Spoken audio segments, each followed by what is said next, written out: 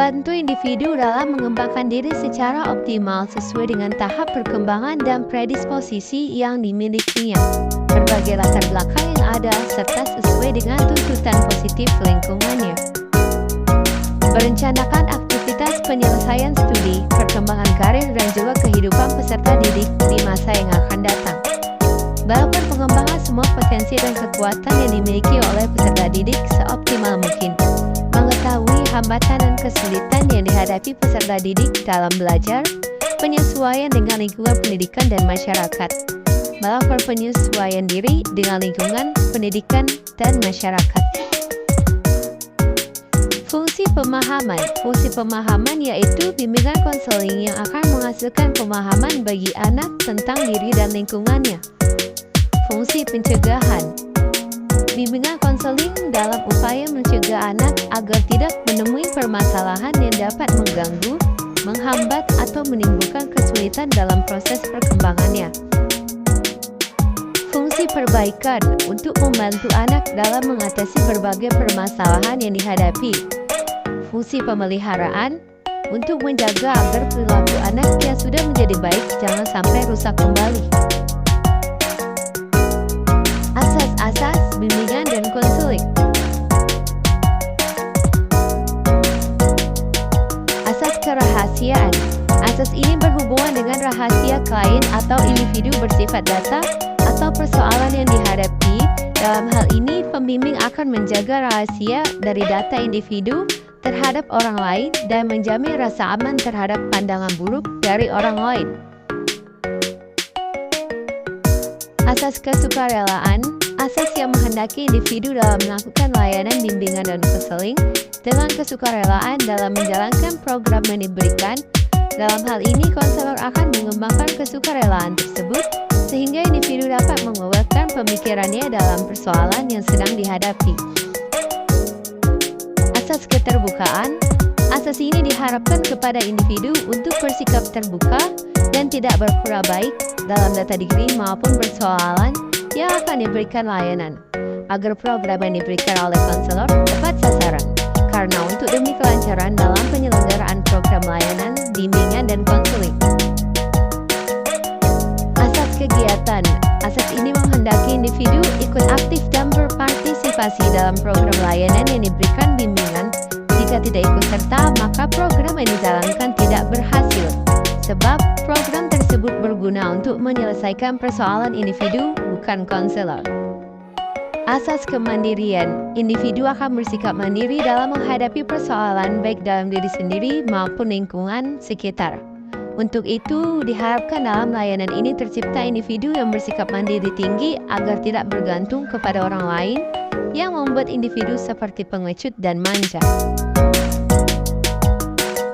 Asas kekinian, di mana asas ini diharapkan layanan yang diberikan konselor terkait dengan persoalan sekarang atau masa kini untuk bisa diberikan gambaran masa lalu dan masa datang sesuai situasi dan kondisinya. Sebaiknya untuk menyelesaikan persoalan individu sekarang secara matang agar tidak berpengaruh terhadap masa depan. Asas kedinamisan, asas ini diharapkan individu dalam menerima layanan bimbingan dan konseling bergerak maju dan tidak monoton.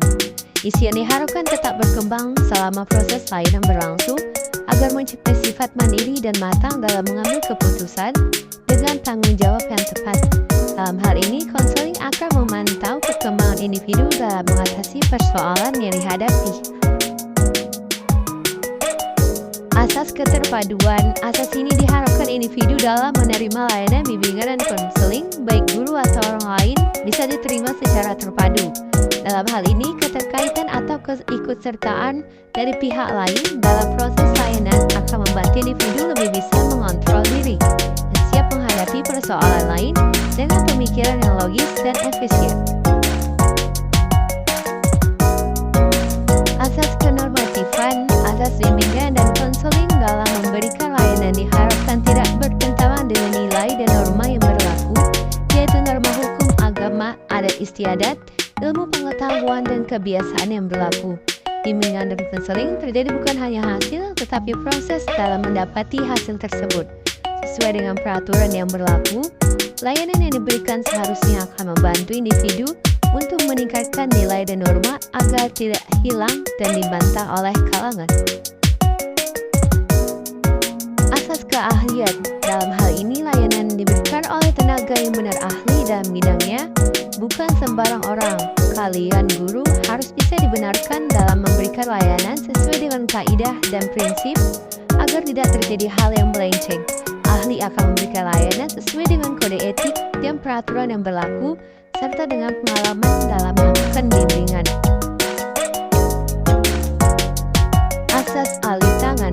Asas ini berhubungan jika konselor dalam menyelesaikan layanan bimbingan dan konseling terhadap individu tidak menemukan titik temu, maka konselor harus mengalihkan ke tangan yang lebih ahli dan berpengalaman. Guru bisa mengalih tangan kepada keluarga atau konselor lain dengan memberikan gambaran persoalan individu supaya konselor baru bisa memahami dan mempersiapkan program layanan yang diharapkan mampu menemukan titik temu persoalan individu. Asas Tuturi Handayani. Asas bimbingan dan konseling dalam memberikan layanan diharapkan dapat mengayomi, memberikan rasa aman dan nyaman, mengembangkan keteladanan, memberikan rangsangan dan kesempatan yang luas kepada individu untuk bergerak maju. Dalam hal ini, konselor akan memberikan kesempatan terhadap gambaran pemikiran individu untuk melakukan sesuatu sesuai dengan kehendak, tapi masih dalam batas wajar.